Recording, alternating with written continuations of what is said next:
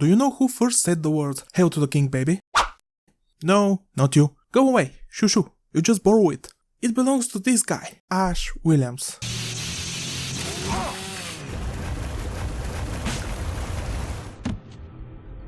What was that? You can't believe you just got your ass kicked by a one-handed nut job? What? Oh, you think I'm your daddy? Listen up, Shake and Bake. I eat evil for breakfast and danger for dinner, so spread the word. Ash is back in business.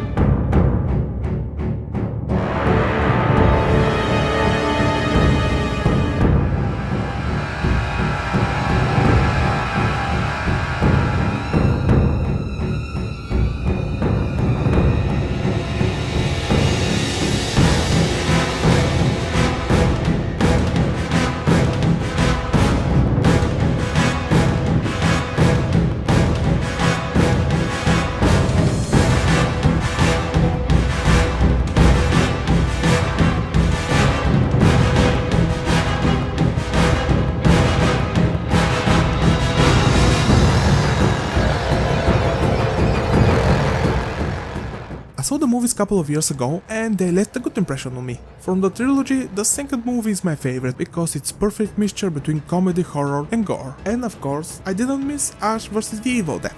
While the tone is more akin to the third movie, I enjoyed it. Still have to go through season 3 though, thanks for cancelling it stars with Z because S is overrated. One last thing related to the movies. I really like the remake. This is a remake done right, it is its own thing and great spin to the original.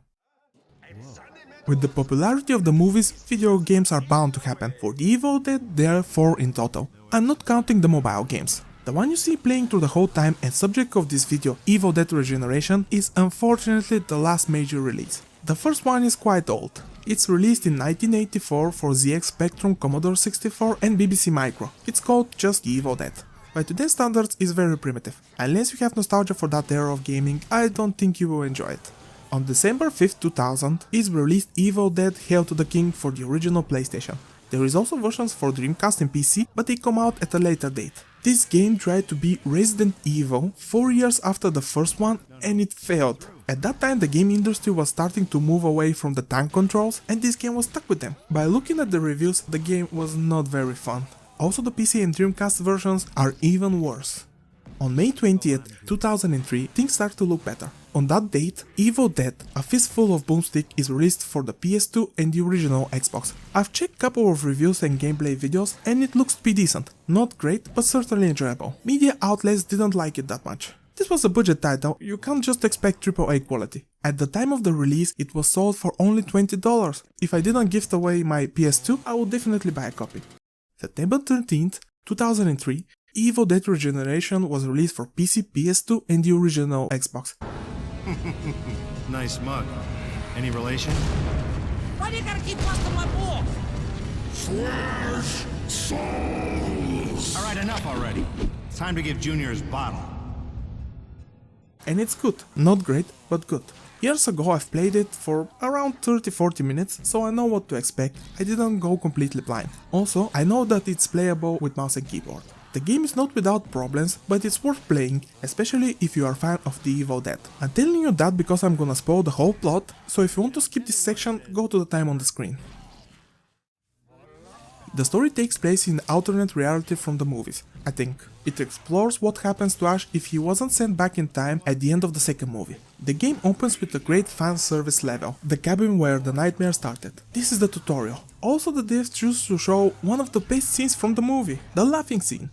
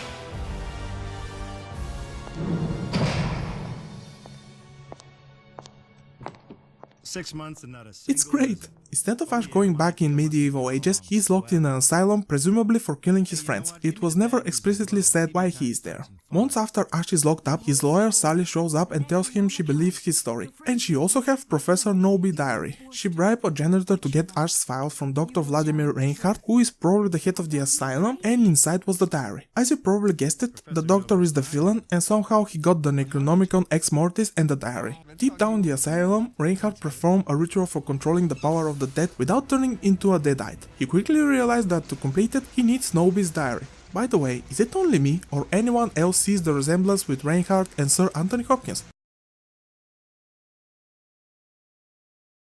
Also, his accent is German, but his name is Russian. Weird.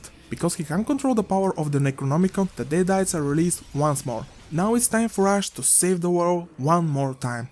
After he makes his way deep down into the asylum and kills the first boss, Nobi's spirit appears and tells him Sally is in danger, and also he needs to close several portals connecting our world to the Deadite one because they are the source of Reinhardt's power. But Ash can't do it alone, so Nobi tells that Sam, who used to be a patient in the asylum, can help him. Reinhardt experimented on him with the Necronomicon and turned him into a Deadite, but his soul was still intact and connected to the book, so he can easily find the portals. Also, he can't die, he just reappears, which becomes part of the gameplay. At some point, Sally is captured and taken to the Deadite dimension. Reinhardt needs a sacrifice to finish what he started, and Sally is the perfect candidate. Ash and Sam jump from place to place and closing portal after portal. Pretty much, this is the story. Only when you reach the end, the plot develops a bit. Speaking of the end of the game, it leaves you with blue balls. After defeating Reinhardt and Ash almost got his sugar, Sally gets possessed and a portal is opened. Ash is left without a choice and kills her. Then the portal sucks him and Sam, and the end. Presumably he goes back to the original timeline. This is just a guess. Or maybe the dev left a door for a sequel, which we never got. At the end, it leaves you wanting for some sort of resolution.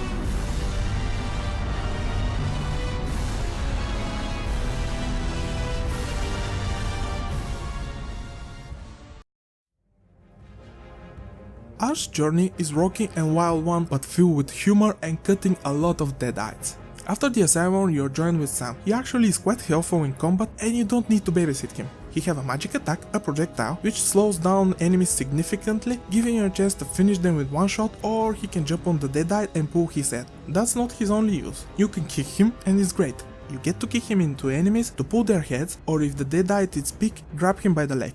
Also, you can solve light puzzles. Doors is Ow! Nice throw, idiot. Why don't you try kicking something in there that's burning? Ah! Oh! Ow! Ow! Ah! Oh!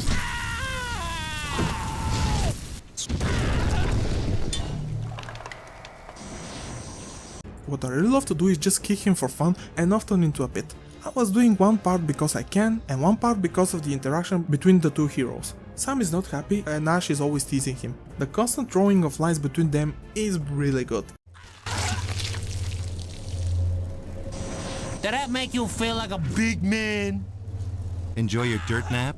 But around halfway through the game, I noticed that they start repeating them, which is a bit unfortunate.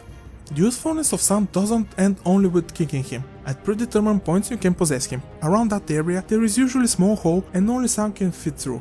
Half the times you will ride a big Deadite similar to the Prince of Persia The Two Thrones. You make enemies in the red mist and at the end you will smash some walls so Ash can continue through the level. These are fun diversions from the normal gameplay, also they are very brief and usually end up with Sam getting killed in some amusing way. The reason I started this section with Sam is because he is the unique part of the gameplay. The rest is pretty standard.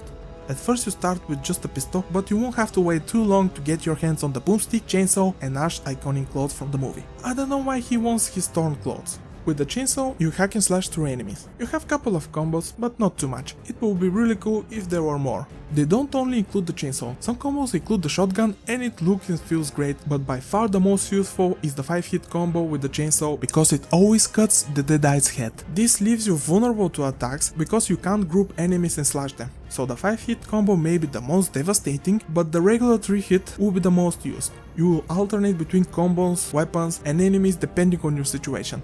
The shotgun and chainsaw are not the only weapons you have the chance to use. Each hand gets 3. The left, beside the shotgun and pistol, gets a self-made rocket launcher. The rockets don't explode on contact but rather pierce the enemies and stay there on their bodies until it explodes. You may think it's useless weapon, but on the contrary. The explosion can tear the limbs. There are Deadites with shovel and they can block other weapon shots but not the rockets. The weapon is also good for flying enemies, throwing in the air the ground ones, and in general it does pretty good damage. For the right hand you also get a harpoon gun and flamethrower. The flamethrower is self-explanatory, but the harpoon gun is interesting. With the weapon you can pull objects, but most important, hooking up an enemy and pull them to take a closer look at the boomstick, or any other weapon, but the shotgun feels more satisfying with the harpoon. This combo actually does more damage, and the flying enemies in the later levels, which usually take 5-6 shots with the shotgun, get killed in 2. However, you can't pull these dog-like Deadites, you need to approach them differently. What was impressive was the usefulness of all weapons. The pistol maybe not that much at the latter half of the game. I didn't experiment with him how effective he is against Deadites again in the latter half of the game. Here's an example. These big Deadites take time to kill the way it was introduced in the beginning. You kick Sam to get on top of his head to distract him and you slash him with the chainsaw. Do this 3 or 4 times and he is dead. After you get the flamethrower, this guy is a piece of cake. Dies really fast. Often you face him with other enemies, so you have to switch the weapons fast and you have to decide with so many Deadites on screen with who to start first. The minus of the flamethrower is when you use it, you walk very slowly. What else I did was combining the weapons. Shoot a rocket and after that use the flamethrower to do some extra damage and quickly switch to chainsaw and shotgun. Maybe there is no time for a harpoon gun, so shoot some rockets at the annoying flying enemies while cutting the others with the chainsaw. Also you can juggle ground enemies in the air with the shotgun or pistol, which is not only looking cool but also beneficial. By doing it, the Deadites start dropping health and rage orbs. More on the rage orbs later. This also can leave you vulnerable, so you have to be aware of your surroundings. All this prioritizing, juggling enemies, switching weapons, fighting demons remind me of Devil May Cry. Think about the combat like this. Less refined and less deep combat than DMC. This doesn't mean that the game is not fun or needs the same mechanics to be fun. The constant switching of weapons and prioritizing was a nice surprise. You don't need to be precise when shooting, it always soft-locks on some random Deadite. This works unless you need to get to someone who is far away or flying. If you want to target specific Deadite, you can do it with holding the hard lock button, but with many targets on screen, it's difficult to lock to who you want because there is no switching target button. What I usually do in this case is trying to get close to the enemy I want on screen and then target him. Because of this I had a lot of problems with the final boss. You are fighting the Deadite form of Reinhardt, and when you damage him enough he goes to the book to restore his health. At this moment you have to kick Sam to get on top of the Necronomicon to tear its pages. When I press the target button, more often than not it locks on Reinhardt. It was infuriating, but while I was writing the script I realized something and I went back into the game to face Reinhardt again. It was much easier to use the soft than hard lock. I just look at the book and kick Sam. Even if I see him flying towards Reinhardt, I fix my position quickly, press the button for Sam and he immediately teleports to Ash's foot. Kill him in less than 2 minutes. The criticism still stands about multiple targets even with the soft lock. One of the coolest things is the execution moves. When you damage the enemy enough, green aura or something like that start coming from him. It's like the Deadite stings so much that you can see the smell. This means you can execute him. Those moves are pre-scripted and you are invulnerable. Often I took this in advantage if I see a Deadite is going to hit me. They look really cool and I think depending on your position Ash does different move, but I'm not entirely sure about that.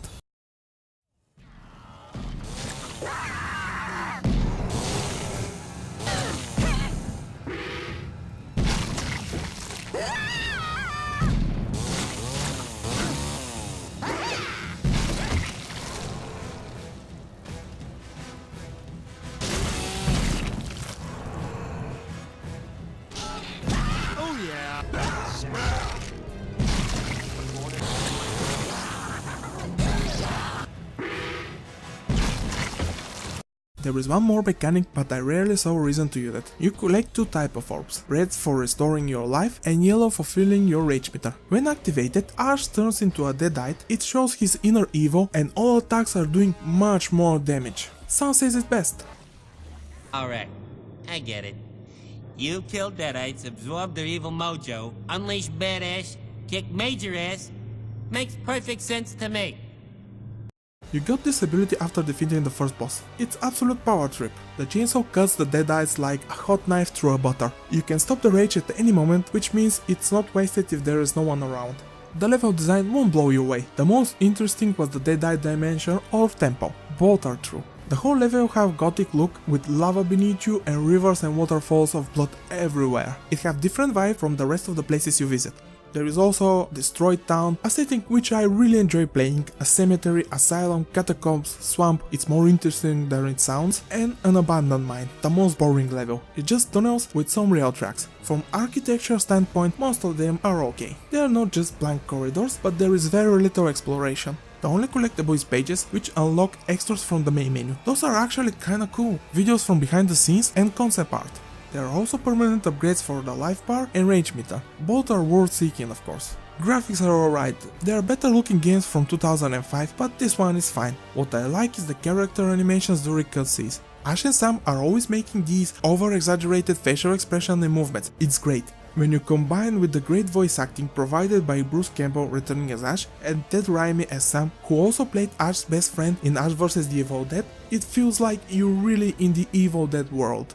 From all the characters you hear both of them the most. The others do a good job, but they don't have that much screen time. Ash and Sam have a great chemistry. Writing helps a lot. The constant nagging is great. I read that some people don't like Sam, they consider him annoying. I'm the opposite, I like him. The music is there. I liked it, but I don't remember a single track. As much as I like the game, there is one major flaw. It's easy. You can't choose a difficulty. I died 2-3 times, but never faced a challenge. The bosses are the worst. Only the first one is fun and challenging. Each subsequent was easier and easier and not mechanically interesting. Also the shotgun sound effect was a bit underwhelming. It doesn't have the oomph, the satisfying punch that every shotgun deserves. The same is with explosions. At the final boss, something interesting happened. I died the first time I faced him, and when I load my last save, I stopped taking damage. I was invulnerable. I reloaded a couple of times my save and the result was the same. I don't know what caused it, and it happened only at the fight with Reinhardt. If it wasn't for this bug, the final boss could be challenging. You have a couple of different attacks on which you have to react quickly. Weird, but it is what it is. From the 7 games I played until now in this series, I think Evil Dead Regeneration is one of the better games based on movies. The atmosphere leans towards the third movie, less gore and more comedy. The game is not long, it took me 5.5 hours to beat it, and that's a good thing. The gameplay is not deep, and if it was longer, it would definitely start going samey and repetitive, at least to me. You don't need to watch the first movie to appreciate the game. The intro catches you up to speed, but I think you'll get more kick out of the game if you are a fan of the Evil Dead. You can buy it for PS2, original Xbox and PC. It's not very cheap, but definitely not rare to be expensive. What it was really surprising was that the game supported 920 by 1080 resolution without patching it. Also playing it with mouse and keyboard is great. I tested my PS2 controller and it was playable without third-party software. You can even rebind the keys for the controller. If you find it for a reasonable price, give it a go. I had fun. Now I want another and better Evil Dead game.